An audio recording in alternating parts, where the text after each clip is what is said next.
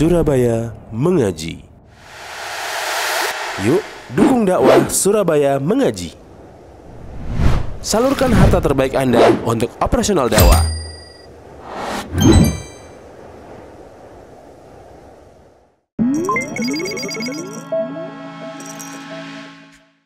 Assalamualaikum warahmatullahi wabarakatuh.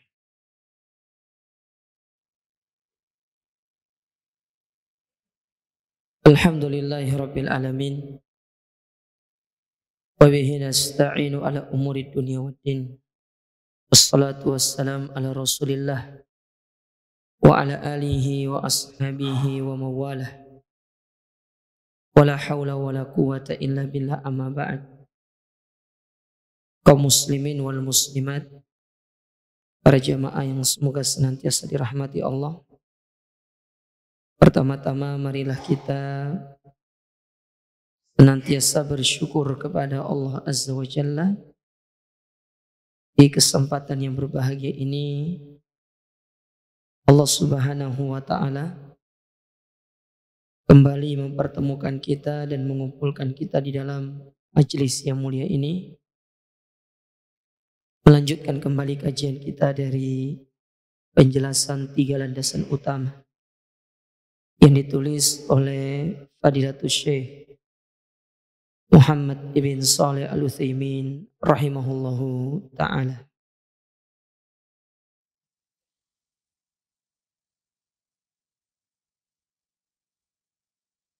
Baik. Pada pertemuan sebelumnya kita telah mengambil bagaimana perjalanan Nabi SAW melakukan Isra dan Mi'raj, yang mana peristiwa tersebut dalam rangka untuk menerima perintah salat yang kemudian Allah Subhanahu wa Ta'ala mewajibkan salat itu kepada kita kaum muslimin dalam sehari sebanyak 5 kali. Kemudian disebutkan di dalam matan dari usul salasa ini, kata Syekh Muhammad bin Abdul Wahhab, beliau mengatakan, wa furidat alaihi salawatul khamsu wa shalla fi Makkah salasas sinin. Maka salat itu diwajibkan atas Nabi SAW yaitu 5 kali, dan beliau salat di Mekah selama 3 tahun. Jadi beliau salat di Mekah selama 3 tahun. Wa ba'daha umira bil hijrati ilal Madinah. Kemudian setelah itu Nabi diperintahkan untuk berhijrah ke kota Al-Madinah. Wal hijratu, dan yang dimaksud dengan hijrah itu adalah al-intiqalu min baladis syirki ila baladil Islam, yaitu seorang berpindah dari negeri syirik kepada negeri Islam. Nah, ini matan yang akan kita pelajari pada kesempatan yang berbahagia ini. Baik, yang punya buku bisa dilihat ya penjelasannya. Dikatakan oleh Syekh Muhammad bin Shalih Al-Utsaimin, kata beliau, wa kana yusalli rubaiyya raka'atain. Ketika Nabi sampai di Mekah selepas peristiwa Isra Mi'raj itu, beliau melaksanakan sholat 4 rakaat itu dengan 2 rakaat saja. Jadi 4 rakaat dengan 2 rakaat. Hatta hajara ilal Madinah, sampai beliau itu berhijrah ke Madinah. Jadi selama fase Mekah, Nabi itu melaksanakan sholat yang 4 rakaat itu hanya sebanyak 2 rakaat saja. Jadi tidak melaksanakan 4. tetapi hanya melaksanakan 2. Sedangkan yang 3 tetap 3, yang 2 tetap dilaksanakan 2. Hanya yang 4 saja dilakukan sebanyak 2 rakaat. Fa'ukirat sholatus safar, maka ya sholat tersebut ditetapkan sebagai jumlah rakaat ketika kita safar, yang kita kenal dengan istilah mengkosor sholat. Jadi kosor itu, para jamaah sekalian ya, kalau bahasa kerennya itu privilege-nya bagi orang musafir. Jadi kalau orang yang tidak dalam kondisi musafir, dia tidak mendapatkan status ini. Dia tidak mendapatkan privilege ini, tidak. Adapun jamak boleh dilakukan oleh orang mukim, boleh dilakukan oleh orang musafir. Tetapi kalau qasar itu hanya kekhususan yang Allah berikan kepada orang-orang yang safar. Dan kita tidak akan membahas masalah safar karena ini merupakan khilaf yang panjang di kalangan para ulama terkait jarak yang ditentukan dalam masalah safar itu. Tidak ada pendapat yang pasti dalam masalah ini. Tinggal antum mengambil pendapat yang mana kemudian antum jadikan sebagai pegangan. Yang ingin mengambil pendapat secara uruf, kebiasaan, silahkan. Yang mengambil pendapat dengan nominal bilangan minimal sekian kilo, silakan. Tidak ada yang benar salahnya di sini. Karena memang ya pembahasan ini pembahasan yang panjang. Dan itu disebutkan di dalam kitab-kitab para ulama. Jadi kalau misalkan antum bersafar dengan teman antum berdua nih, ternyata antum mengambil uruf. Sohib antum ngambil yang 80 kilo. Jadi antum tidak boleh bilang sama sohib antum, ente bid'ah orangnya. Tidak bisa. Karena ini adalah masalah yang tidak bisa kita pastikan. Mana yang benar, mana yang kurang tepat, mana yang salah. Silakan Anda berpegang teguh dengan pendapat mana yang Anda ambil. Namun intinya ada konsekuensinya. Ketika Anda mengambil pendapat yang misalkan dia uruf, kebiasaan satu masyarakat, kalau masyarakat mengatakan ke tempat safar, maka antum boleh untuk melakukan yang namanya qasar. Meskipun jaraknya belum sampai 80 kilo. Sedangkan orang yang mengambil pendapat bahwasannya 80 kilo baru dikatakan dia safar, maka di bawah itu dia tidak boleh untuk mengqasar sholatnya. Tetapi menjamak diperbolehkan. Jadi pahami para jamaah ya? Tinggal antum nanti mengambil pendapat yang mana. Ya karena di sini tidak ada pendapat yang kuat. Maksudnya pendapat mana yang paling kuat. Ya itu tidak ada disebutkan oleh para ulama. Masing-masing para ulama memiliki pendapat yang berbeda-beda. Wazida fi salatil hadar. Dan ketika salat dalam kondisi mukim itu ditambah menjadi 4 rakaat. Ya, ditambah menjadi 4 rakaat. Baik. Kemudian dikatakan di sini. Amarallahu azza wa jalla nabiyahu Muhammad bil hijrah ilal Madinah. Allah memerintahkan nabinya untuk melaksanakan hijrah ke Madinah. Lianna ahla Makkah mana'u an yuqima da'watahu. Disebabkan penduduk Mekah sudah tidak memperbolehkan Nabi untuk berdakwah. Tidak boleh. Ya, tidak diperbolehkan. Nah, kondisi ini bisa antum terapkan ketika di satu masjid antum di situ berdakwah, menyampaikan nasihat, kajian, atau antum menginisiasi pengajian di situ. Ketika di masjid tersebut tidak sudah diperbolehkan kita untuk menyampaikan dakwah, menyampaikan ilmu, sudah pindah. Cari masjid yang lain. Dan doakan mereka supaya mereka mendapatkan hidayah. Bukan malah kita mencaci maki, mencela mereka, apalagi sampai mendoakan kepada mereka dengan doa keburukan, kebinasaan. Ini bukan contoh sikap yang baik dari seorang yang berdakwah di jalan Allah Ta'ala. Ini bukan sikap yang baik. Ini bukan sikap seorang da'i.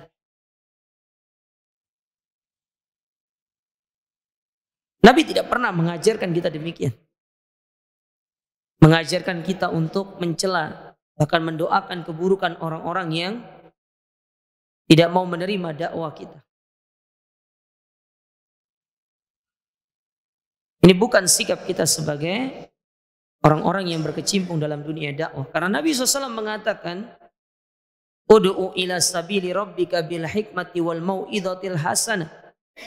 Taruhlah ke jalan Rabbmu dengan hikmah, dengan ilmu yang pertama, dan yang kedua wal mau'idhah hasanah, dan dengan cara yang baik, dengan metode yang baik, yang bisa menjadikan orang itu ya tenang dengan dakwah ini. Tapi tampak kita melupakan esensi dari materi yang kita sampaikan. Kadang-kadang kita dapati sebagian dari teman-teman yang semangat dalam berdakwah. Di satu masjid dia diperbolehkan. Seiring berjalannya waktu, takmirnya tidak memperbolehkan. Lalu kemudian diberhentikan. Lalu kita mendoakan keburukan, kejelekan kepada mereka. Itu tidak baik. Ini bukan sifat yang baik bagi seorang mukmin. Karena Nabi SAW pernah bersabda, laisal mu'min fit-ta'an walal la'an walal fahish walal badhi. Bukanlah sikap seorang mukmin ketika dia ta'an. Dia suka memberikan gelaran-gelaran yang tidak baik kepada saudaranya, walal la'an, yang suka melaknat saudaranya, mencela, mencaci maki saudaranya. Itu bukan sifat seorang mukmin. Nah, kalau ada mukmin, dia mengaku mukmin tapi lisannya kotor, selalu mencaci maki orang, menjelekkan orang, apalagi mendoakan keburukan kepada orang lain. Ini bukan seorang mukmin yang sejati. Belum pantas dikatakan sebagai seorang mukmin. Masih perlu untuk belajar. Maka kan sering kita dapati sebuah tulisan-tulisan, adab itu di atas segalanya. Etika itu lebih utama daripada ilmu. Percuma berilmu kalau tidak punya etika, tidak punya adab, tidak punya akhlak. Ini tidak mencerminkan penuntut ilmu. Mungkin perlu kita kembali untuk mempelajari adab penuntut ilmu. Banyak kitab-kitab para ulama yang menjelaskan adab penuntut ilmu. Mungkin kita belum tamat, belum lulus. Kemudian itu yang menjadikan akhirnya sifat kita, sikap kita, attitude kita tidak mencerminkan kita sebagai seorang penuntut ilmu. Sangat jauh dari karakter seorang penuntut ilmu yang sejati.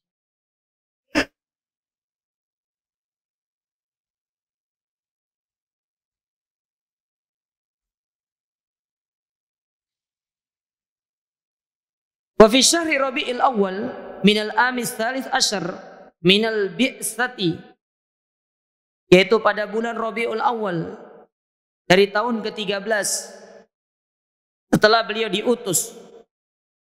Wasallan Nabi sallallahu alaihi wasallam ilal Madinati muhajiran, bahwasanya Nabi sallallahu alaihi wasallam itu tiba di kota Madinah sebagai seorang muhajir, orang yang berhijrah, sebagai seorang pendatang, min Makkatal baladil awwal lil wahyi, yaitu dari negeri Mekah yang pertama kali wahyu itu diturunkan di tempat tersebut.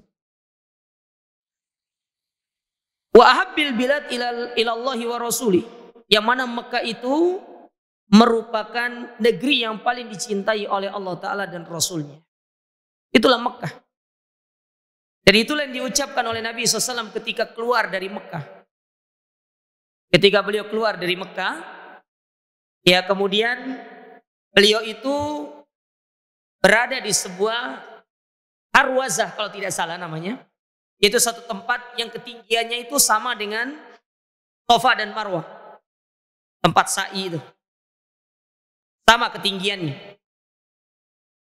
Dan itu salah satu pasar yang ada di kota Mekah. Sesampai beliau di situ, beliau membalikkan badannya menghadap ke Mekah. Seraya berkata, wallahi, demi Allah, innaki la khairi ardillahi, sesungguhnya engkau wahai Mekah tanah Allah yang paling terbaik, yang paling baik. Wa ahabbu ardillah ilayya, dan tanah Allah yang paling aku cintai itu Mekah. Tempat kelahiran Nabi, tempat Nabi diutus, tempat beliau tumbuh, kampung halaman Nabi SAW. Siapa di antara kita yang tidak cinta dengan kampung halaman? Semua orang cinta dengan kampung halaman. Antum bayangkan kalau antum diusir dari kampung halaman antum keluar. Di situ kita dibesarkan, di situ kita hidup, di situ keluarga kita, kemudian kita diusir, dikeluarkan dari kampung kita. Itulah yang dirasakan oleh Nabi SAW. Maka Nabi SAW mengatakan, walaula anna ahlaki akhrajuni minki ma kharajtu. Kalau sekiranya bukan karena pendudukmu yang mengeluarkan aku tidak akan pernah keluar dari Mekah. Jadi yang menjadikan Nabi keluar dari Mekah itu orang-orang yang ada di dalam kota Mekah. Mereka-mereka yang tidak senang dengan dakwanya Nabi SAW. Maka kemudian Allah memerintahkan beliau untuk pergi. Dan Madinah sebagai kota yang dituju, yang itu merupakan pilihan Allah. Jadi ketika Nabi berhijrah ke Madinah itu bukan pilihannya Nabi, tetapi itu merupakan pilihan Allah. Itu Allah yang menentukan untuk berangkat ke Madinah. Bukan Nabi SAW yang menentukan. Tapi Allah yang memilih Madinah itu sebagai tujuan Nabi alaihi salatu wassalam. Maka beliau berangkat menuju ke Madinah, keluar dari Mekah dengan izin Rabbnya. Ba'da an qoma bi Makkah salasa asyra sanah yubarrigu risalat Rabbih. Setelah selama 13 tahun beliau menyampaikan risalah dari Rabbnya. Wa yad'u ilaihi ala basirah, dan mengajak manusia kepada Islam ini di atas ilmu. Nah, orang yang berdakwah harus dengan ilmu. Sebagaimana yang Allah katakan dalam Al-Quran, Qul hadhihi sabili ad'u ilallahi ala basiratin ana wa manittaba'an. Katakanlah ini jalanku dan aku menyeru kepada Allah Ta'ala di atas ilmu. Makanya ketika kita berdakwah kita harus punya ilmu. Dan ilmu itu kata Syekh Muhammad bin Shalih Al-Utsaimin itu mencakup 3 komponen. Yang pertama, ilmu tentang apa yang mau kita dakwakan. Itu yang pertama. Ilmu tentang apa yang mau kita dakwakan. Sedangkan yang kedua, ilmu yang berkaitan dengan mad'unnya. Mereka-mereka yang ingin didakwakan. Bagaimana karakter orangnya. Antum diundang ke satu tempat, antum disuruh pengajian. Antum harus tahu jamaahnya seperti apa. Sehingga antum bisa mengatur bahasa yang benar, yang baik kepada mereka. Dan itu yang pernah disampaikan oleh Ali bin Abi Thalib, hadithun nasa bima ya'rifun aturiduna ayyukadzaballaha wa rasulah. Berbicaralah kepada manusia itu sesuai dengan nalar mereka memahami apa yang ingin kita sampaikan. Jangan sampai karena salah penyampaian kemudian mereka akan mendustakan Allah Ta'ala dan Rasulnya, menyebabkan mereka tidak mau menerima. Ada orang baru ngaji, baru pengajian, baru mulai menuntut ilmu, antum diundang ke situ, lalu antum kasih tema bahaya bid'ah. Kira-kira cocok nggak? Yang ada itu hari pertama antum dan hari terakhir antum di sini.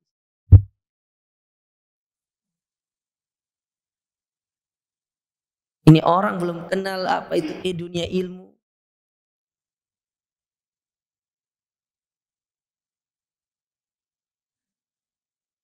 Ustaz, berarti kita tidak usah menyampaikan masalah tauhid. Siapa bilang nggak usah? Tinggal antum kemas saja materinya. Antum kemas materinya.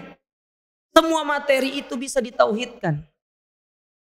Tinggal kita itu bagaimana mengemasnya dengan cara yang benar aja. Dan itu dibutuhkan literasi yang banyak. Kita baca. Itulah pentingnya baca itu.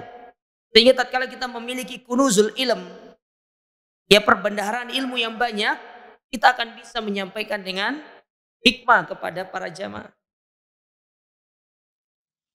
Andai kata mereka meminta tema, Ustaz, tolong sampaikan masalah sholat. Apakah sholat bisa ditauhidkan? Bisa. Siapa bilang nggak bisa? Atau mulai dengan sholat itu harus dibangun di atas niat yang ikhlas. Tidak boleh riya, tidak boleh ini, tidak boleh ini. Bukankah ikhlas itu bagian daripada tauhid?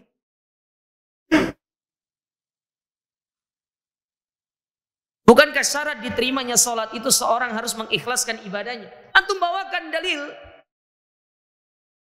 Sabda Nabi SAW ataupun firman Allah Ta'ala. Bagaimana sifat orang munafik. Ketika Allah bercerita tentang orang munafik. Apa kata Allah Subhanahu Wa Ta'ala? Wa idza qamu ila sholati qamu kusala yura'unan nasa wa la yadhkurunallaha illa qalil. Mereka orang munafik ini, kalau mereka sholat dengan penuh keriaan. Hanya untuk pamer. Supaya orang mengatakan mereka adalah orang yang rajin sholat. Dan mereka tidak sedikit pun ingat kepada Allah Subhanahu Wa Ta'ala. Jangan tiru sifat orang munafik. Mereka adalah seburuk-buruk manusia. Apa nggak bisa? Bisa. Terkadang kitanya nggak punya ilmu, makanya nggak bisa masuk sana sini, nggak bisa membawa mereka, nggak bisa mengatur alurnya.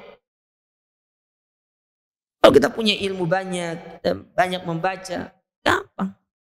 Zakat, siapa bilang nggak bisa kita tauhidkan? Bisa. Ya. Bisa kita tauhidkan. Zakat itu dengan tujuan kita berharap pahala, bukan untuk dikatakan orang dermawan. Nah itu kan tauhid. Bukan untuk riya. Bukan tauhid kepada Allah Ta'ala. Karena kurang ilmu, akhirnya kita menganggap perkara tersebut tidak bisa. Oh, masuk materinya tentang fikih. Fikih juga kaitannya dengan tauhid. Antum baca kitab-kitab fikih para ulama.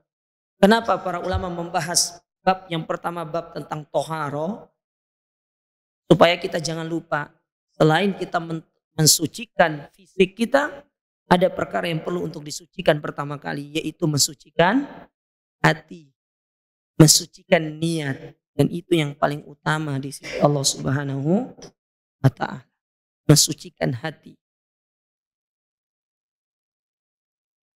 di atas ilmu. Kita kembali ke sini. Jadi orang berdakwah itu yang pertama harus ada ilmu tentang apa yang disampaikan. Yang kedua tentang ilmu yang berkaitan dengan mad'unnya. Mereka ingin didakwakan. Tambah satu, yaitu ilmu yang berkaitan dengan metode dakwah. Atau yang biasa dikenal dengan istilah uslubud dakwah. Ya, metode dalam kita berdakwah. Jadi dakwah itu punya kurikulum jemaah. Bukan hanya sekedar antum berdakwah satset tidak, ada kurikulumnya.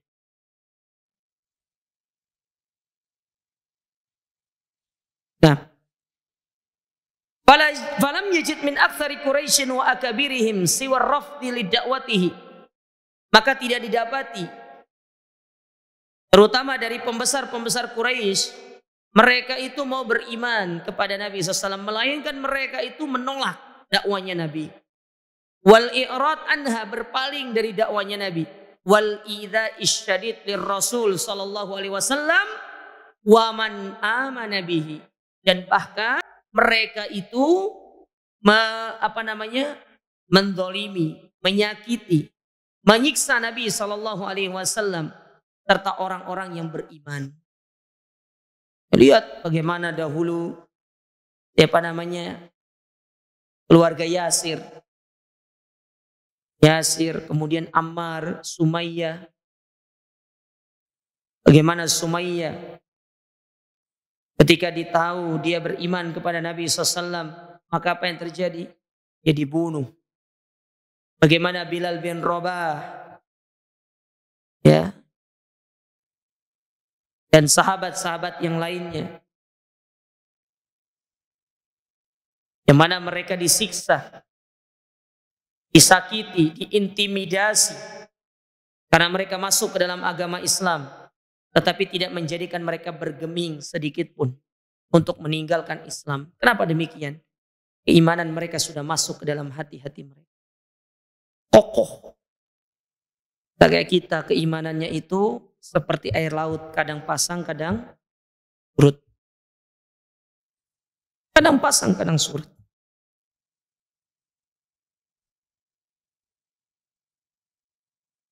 Antum baca kisah Bilal bin Rabah disiksa oleh tuannya, dijemur di padang pasir yang begitu panas, dalam kondisi tidak mengenakan baju, sambil diletakkan batu di atas tubuhnya, disuruh untuk kufur, tidak bergeming sedikit pun, dia tetap mengatakan ahadun ahad. Apa yang menjadikan dia kuat menerima adab seperti itu, menerima siksaan seperti itu? Kalau bukan keimanan dia yang kokoh kepada Allah Ta'ala. Berbeda dengan kita. Baru dapat celaan, cacian sedikit dari orang-orang yang kita dakwakan, sudah mulai putus asa untuk mendakwakan mereka. Sudah mulai kita berpikir, oh ternyata berat medan dakwah ini Ustaz. Baru segitu doang. Sudah mulai untuk berpikir bagaimana berhenti berdakwah di jalan Allah Ta'ala. Ini namanya sifat ajiz. Sifat lemah yang ada dalam diri kita. Dan Nabi SAW berlindung dari sifat ini. Allahumma inni a'udzubika minal ajzi. Aku berlindung kepadamu dari sifat lemah. Lemah apa sih? Lemah keimanan. Lemah pendirian. Lemah keteguhan di dalam kita beriman dan berdakwah di jalan Allah Subhanahu wa Ta'ala. Namanya kita berpegang teguh dengan yang hak, jemaah sekalian. Itu perkara yang wajar. Orang tidak senang sama kita, orang menyakiti kita, orang menindas kita, orang membuli kita. Bahkan ketika kita berusaha untuk tetap kokoh di atas kebenaran itu, kita masuk ke dalam sabda Nabi SAW. Kata Nabi SAW, orang yang berpegang teguh dengan kebenaran kal qabid alal jamar, seperti orang yang sedang menggenggam bara api. Butuh keberanian, butuh keteguhan untuk memegang itu. Dan hanya orang-orang yang siap untuk menerima segala resiko dari bara tersebut, dia berani untuk memegang. Tapi kalau orang yang lemah dan dia belum sanggup untuk memegang bara tersebut, maka dengan sendirinya dia akan tereliminasi. Dia akan tereliminasi sendiri. Dan itu sudah menjadi anomali. Antum melihat anomali dakwah itu jamaah ya. Kondisi siklus dakwah itu, orang-orang yang jujur dengan keimanannya, jujur dengan keistiqomannya, itu yang dikuatkan sama Allah. Meskipun badai fitnah itu datang menghantam dia. Tapi orang-orang yang tidak memiliki kejujuran dengan keimanan dan keikhlasannya dalam dakwah kepada Allah Ta'ala, datang fitnah sedikit, goyang. Mudah diterbangkan oleh angin yang berhembus. Akhirnya dia jatuh ke dalam fitnah, penyimpangan. Dia kemudian ikut-ikutan dengan kebiasaan masyarakat. Kembali seperti semula.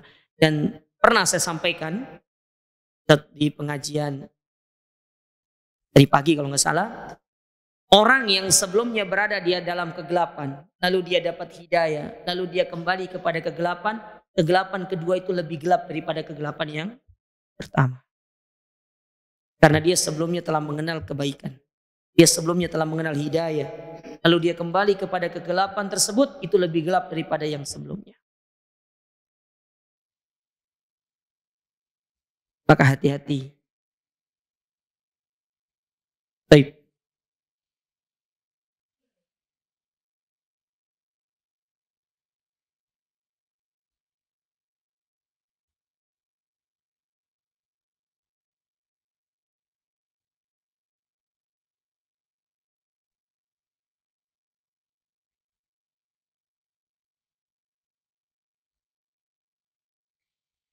hatta alal amru bihim ila tanfidhi khuttatil makri wal khidali qatlin Nabi SAW. Saking mereka ini benci kepada Nabi SAW dan ingin menghentikan dakwanya Nabi, sampai mereka itu membuat sebuah makar untuk membunuh Nabi alaihi salatu wassalam.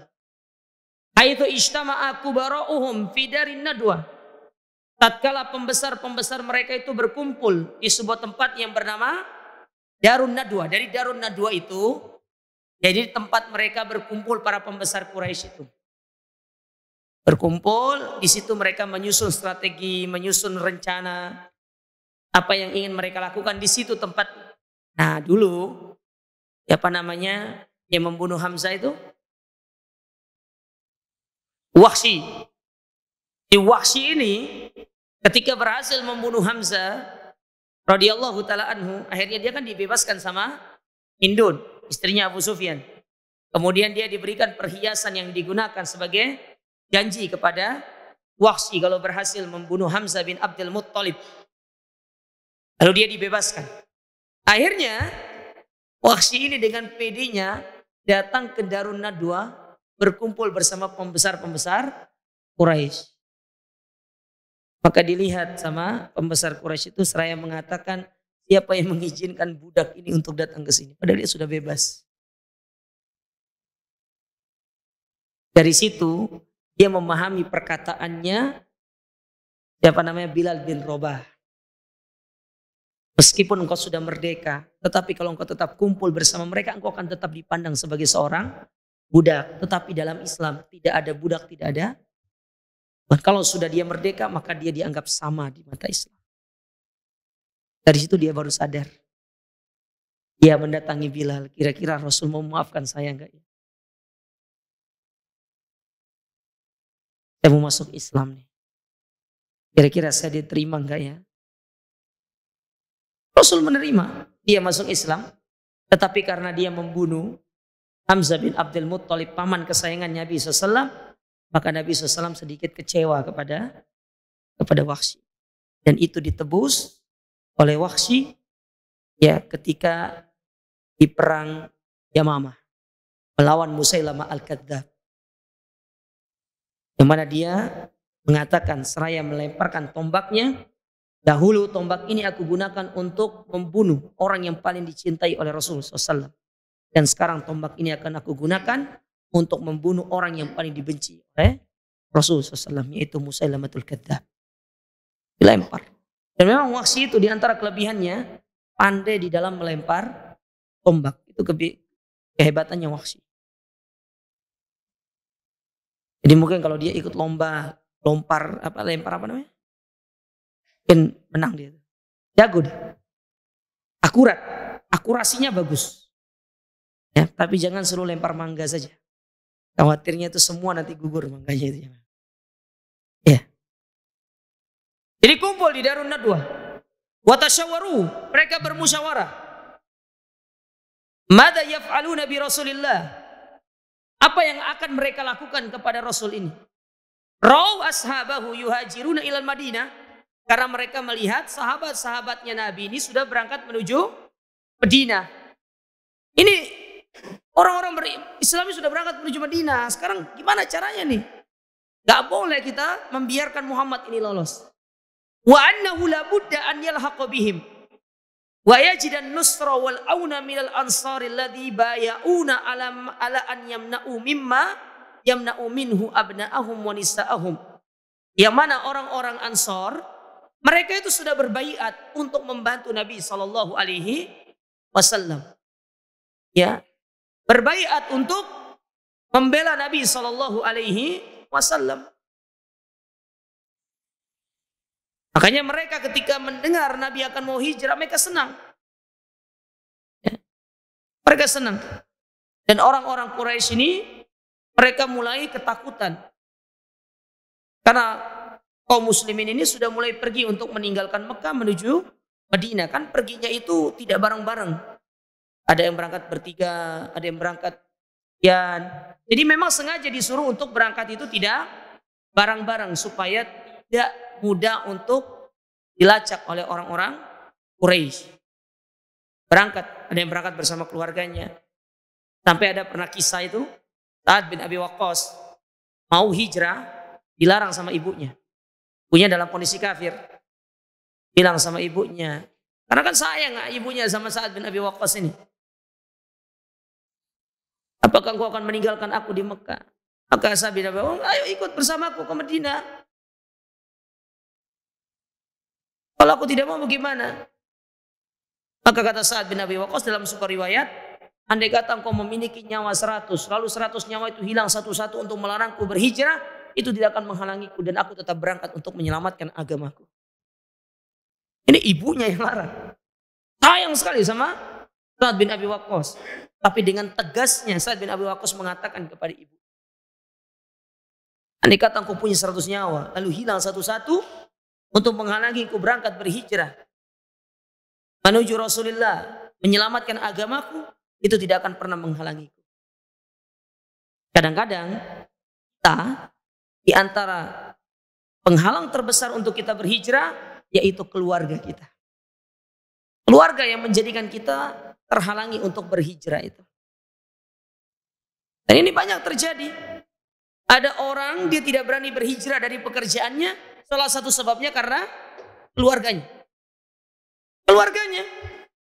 Istrinya yang membujuk dia, mas, ya kita ini masih punya kredit yang banyak. Lu kredit gitu. Enggak, siapa suruh kredit? Sudah gitu kreditnya riba pula.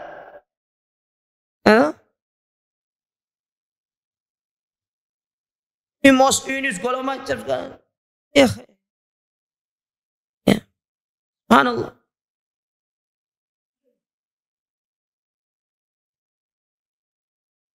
Bisa beda bagus berangkat. Ya, berangkat dia. Tidak peduli apa yang diinginkan oleh ibunya. Ya. Jadi mereka mulai susun strategi ini, orang-orang Quraisy. Faqala aduwullahi Abu Jahal. Maka berkatalah, ya, musuh Allah yaitu Abu Jahal. Siapa nama asli Abu Jahal? Kasih dia. Nah. Hah? Umar? Bukan Umar, enggak apa-apa. Ya. Amr ibn Hisham. Iya.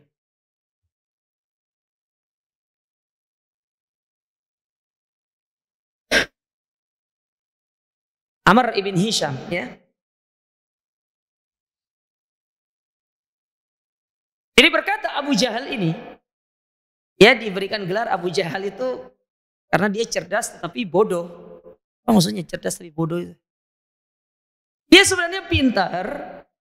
Kan sebelum, kan nama kunianya seharusnya kan Abul Hakam. Dia punya kunia namanya Abul Hakam.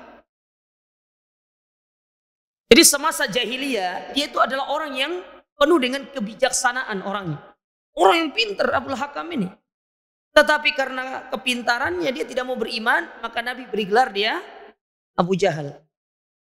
Yang tadinya Abul Hakam menjadi Abu Jahal. Makanya kalau ada orang pintar nggak mau beriman, berarti namanya Abu Jahal itu. Orang pintar nggak mau beriman itu. Lihat Abu Jahal ini. Kata dia, nih pendapat dia nih. Setelah didengarkan pendapat-pendapat dari para pembesar-pembesar Quraisy itu, kan dia pemimpinnya nih. Dia yang mengambil keputusan. Ar-ra'yu, maka pendapat yang kita ambil, an-nakhudha min kulli qabilah. Maka kita akan mengambil dari setiap kabilah itu fatan syabban jaldan. Yaitu seorang pemuda. Jadi setiap kabilah itu diambil satu pemuda. Tsumma nutiyahu kulla wahidin sayfan sariman. Lalu kita bekali pemuda ini dengan pedang yang tajam. Pedang yang tajam. Tsumma ya'midu ila Muhammad. Lalu mereka kemudian bersama-sama menuju Muhammad. Berjalan bersama-sama menuju Muhammad. Fayadribuhu darbata rajulin wahid. Lalu mereka pun akan memukul Nabi SAW dengan pedang tersebut bersama-sama. Adzan dulu, biar kita lanjutkan sedikit.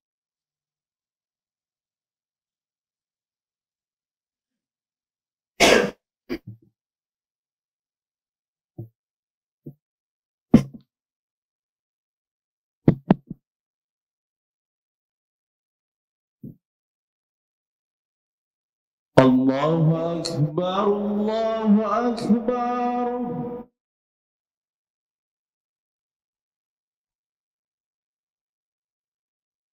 Allahu Akbar, Allahu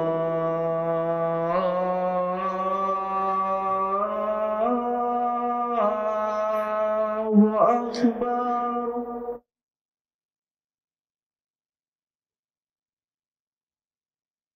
Ashhadu an la ilaha illallah.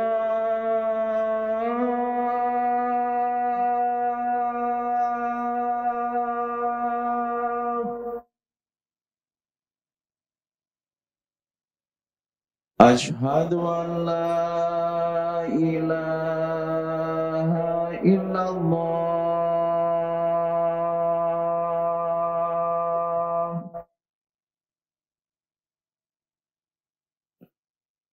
Ashhadu anna Muhammadar Rasulullah.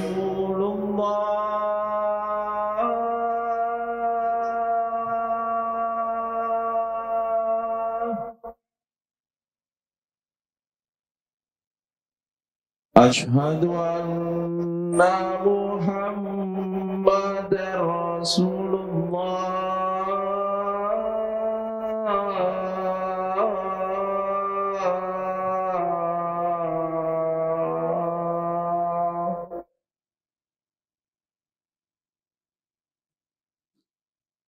Hayya 'alas shalah.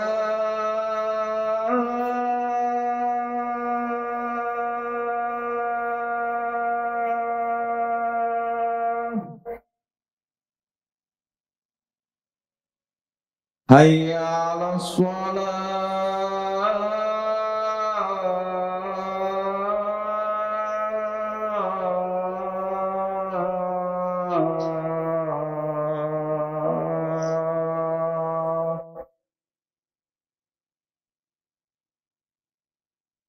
Hayya 'alal falah.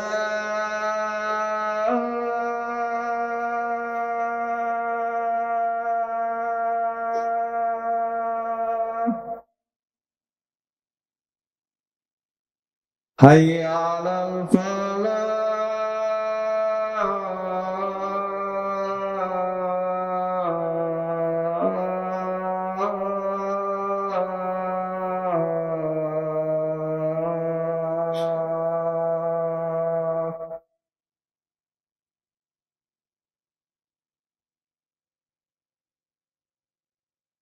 Allahu Akbar, Allahu Akbar. La ilaha illallah.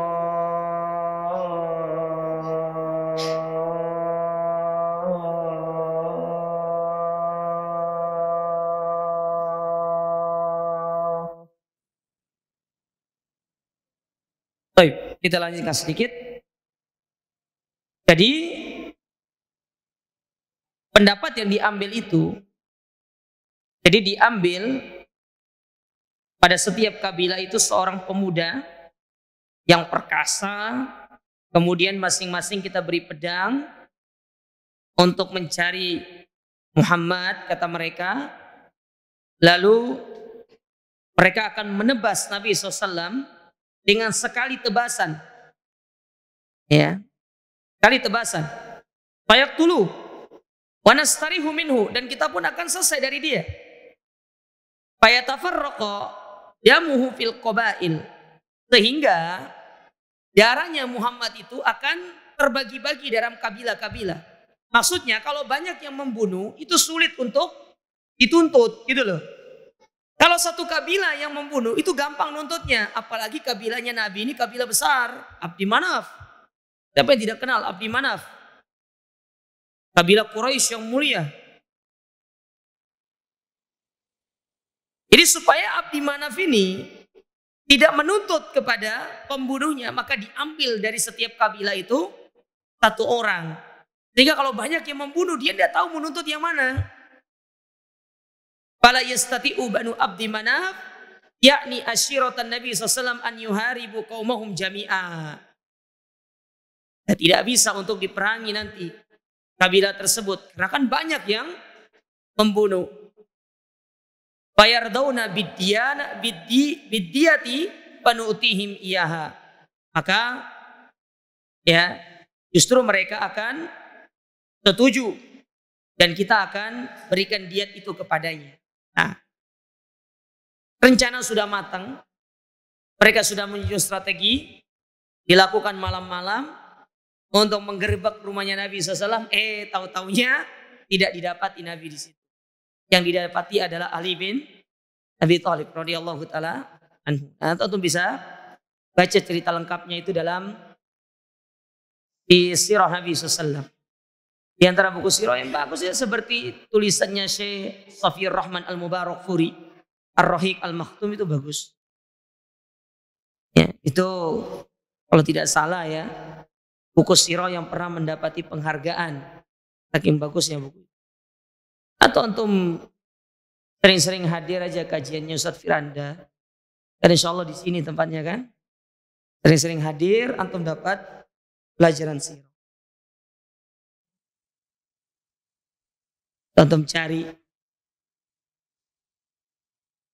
rekaman-rekaman sirah yang dibahas oleh ustadz-ustadz kita. Di antaranya kalau antum ingin belajar sirah yang bagus ya.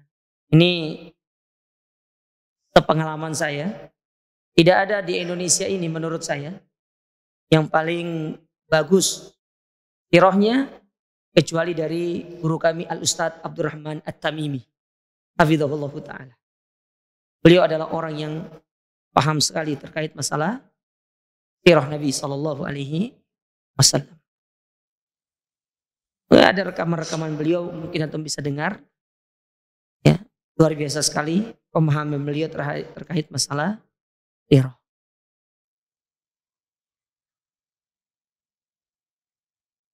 Nah, kemudian fa'alamallahu nabiyahu bima aradal musyrikin. Maka Allah pun memberitahukan kepada nabinya terhadap apa yang menjadi keinginan orang-orang musyrikin. Yang mana mereka bersepakat untuk membunuh Nabi SAW. Wa adzina lahu bil hijrah. Maka Allah pun mengizinkan Nabi untuk melakukan hijrah. Wa kana Abu Bakar qad tajahhaza min qabl lil hijrati ilal Madinah. Yang mana Abu Bakar As-Siddiq sebelumnya beliau telah bersiap-siap untuk berhijrah. Ya. Berhijrah. Faqala lahu Nabi SAW, maka Nabi SAW berkata kepada Abu Bakar, ala raslika fa inni arju an yu'dhana li. Maka Nabi mengatakan kepada Abu Bakar, perlahanlah Abu Bakar, aku berharap kiranya aku mendapatkan izin dari Allah untuk berhijrah.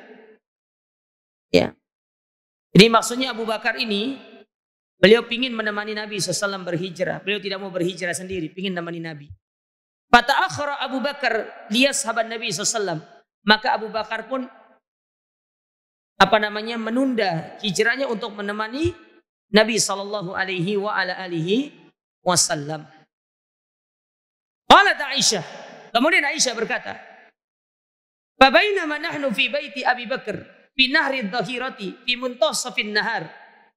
Kata Aisyah radhiyallahu taala anha, tatkala kami sedang berada di rumah Abu Bakar di pertengahan siang, tiba-tiba Rasul sallallahu alaihi wasallam beliau itu berada di depan pintu dengan mengenakan cadar tutup. Ya, mutaqanni'an. Mutaqanni'an itu bukan bercadar, maksudnya menutup dirinya. Jadi kalau antum pakai surban, pakai simak, antum tutup muka, itu namanya mutaqanni' namanya. Ya, mutaqanni', menutup dengan sorban itu. Ya. Untuk pernah lihat kan orang pakai simak lalu ditutup mukanya kan? Ditutup mukanya. Fida'un lahu abi wa ummi. Faqala Abu Bakar, fida'un lahu abi wa ummi. Ya, maka Abu Bakar radhiyallahu taala anhu berkata, untuk beliau ayah dan ibuku adalah sebagai tebusannya. Wallahi ma ja'a bihi fi hadhihi sa'il amrun Maka demi Allah, tidaklah yang menjadikan Nabi SAW datang pada waktu seperti ini, melainkan pasti karena ada perkara yang penting. Pasti karena ada perkara yang penting. Fadakhala Nabi SAW. Maka Nabi pun masuk ya ke rumah Abu Bakar. Wa qala li Abi Bakar. Maka Nabi berkata kepada Abu Bakar, akhrij man indak. Ya. Nabi berkata, ya, aku akan keluar hijrah dari tempatmu. Aku akan keluar hijrah dari tempatmu. Faqala innamahum ahluka bi abi anta wa ummi. Maka kata Abu Bakar As-Siddiq radhiyallahu taala anhu, ya demi ayahku, engkau dan ibuku, mereka adalah keluarga engkau sendiri. Faqala Nabi SAW, maka Nabi SAW berkata, qad udzina li fil khuruj. Sesungguhnya Allah telah mengizinkan aku untuk berhijrah. Faqala Abu Bakar, as-suhbatu ya Rasulullah. Maka Abu Bakar berkata, ya perlu ditemani ya Rasulullah. Apakah perlu engkau ditemani ya Rasulullah? Qala na'am. Maka Nabi mengatakan, iya, temani aku. Faqala ya Rasulullah, fakhud ihda rahilatai hataini. Maka Abu Bakar berkata kepada Rasul SAW, ya Rasulullah, ambillah salah satu dari kedua unta tungganganku ini. Artinya beliau menaikinya satu, kemudian aku satu. Karena ada dua, maka naik satu. Faqala Nabi SAW, bithaman. Aku akan mau mengambilnya dengan membayar. Ya. Tsumma kharaja Rasul sallallahu alaihi Abu Bakar. Kemudian Nabi dan Abu Bakar keluar. Fa aqama fi ghari Jabal Thawrin thalatha layal.